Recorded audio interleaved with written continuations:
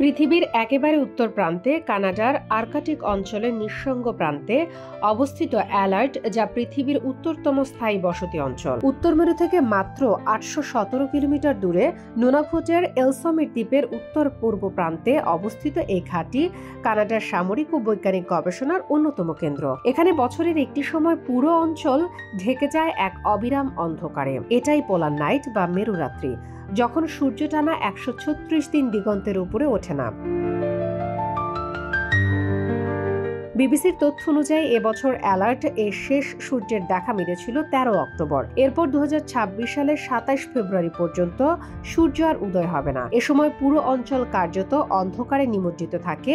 কেবল কৃত্রিম আলোর উপর নির্ভর করে কাজ চালাতে হয়। সূর্যালোকের অনুপস্থিতিতে ঘাঁটির বাসিন্দাদের জৈব ঘড়ি বা সার্কাডিয়ান রিদম বিঘ্নিত হয়, ঘুম জাগরণের ছন্দ পাল্টে যায়। এ সময় তাপমাত্রা প্রায় -40 ডিগ্রি সেলসিয়াসের নিচে নেমে যায়, আর নিঃসঙ্গতা ও প্রতিকূল আবহাওয়া তাদের মানসিক ও শারীরিকভাবে কঠিন পরীক্ষার মুখে ফেলে।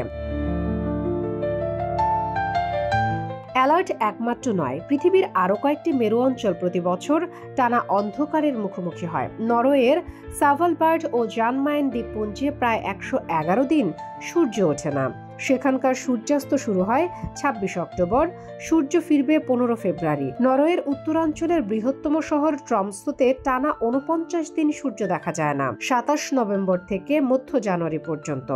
মার্কিন যুক্তরাষ্ট্রের আলাস্কার উটকিয়া গভীর শহরে 65 দিন সূর্যহীন রাত, মধ্য নভেম্বর থেকে শেষ জানুয়ারি পর্যন্ত। রাশিয়ার মুরমানাস্কে প্রায় 40 দিন অন্ধকারে থাকে এলাকা, আর গ্রিনল্যান্ডের ইলুলিসাতেও অক্টোবরের শেষ দিন পর্যন্ত শুরু হয় এই দীর্ঘ রাত। দক্ষিণ গোলার্ধের মেরু প্রান্তেও একই অবস্থা। আটলান্টিকার সাউথ পোল স্টেশন মার্চ থেকে সেপ্টেম্বর পর্যন্ত প্রায় 6 মাস সূর্যহীন থাকে। এ সময়ে সেখানে গুরুত্বপূর্ণ বৈজ্ঞানিক গবেষণা অব্যাহত থাকে। এই দীর্ঘ রাতের কারণ পৃথিবীর অক্ষরের ঝোঁক। পৃথিবীর অক্ষর সূর্যের চারপাশে সামান্য হেলে ঘোরে। এর ফলে মেরু অঞ্চলের শীতকালে সূর্য দিগন্তের ওপরে উঠতে পারে না। শীতের অয়নকালে পৃথিবীর উত্তর বা দক্ষিণ মেরু সূর্য থেকে দূরে হেলে থাকে, ফলে সূর্যের আলো সেখানে পৌঁছাতে পারে না। যত বেশি কেউ মেরুর দিকে যাবে, তত দীর্ঘ হবে এই রাতের সময়কাল।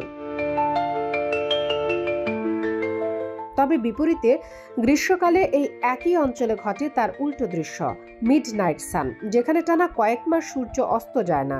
দিনরাত একই আলোয় ভাসে চারদিক।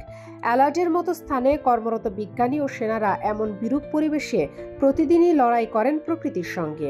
দীর্ঘ অন্ধকার, কনকনে ঠান্ডা আর একাকিত্বের মাঝেও তারা চালিয়ে যাচ্ছেন আবহাওয়া, বায়ুমণ্ডল ও জলবায়ু পরিবর্তন বিষয়ে গুরুত্বপূর্ণ গবেষণা, যা মানবজাতির ভবিষ্যতের জন্য অমূল্য তথ্য যোগাচ্ছে।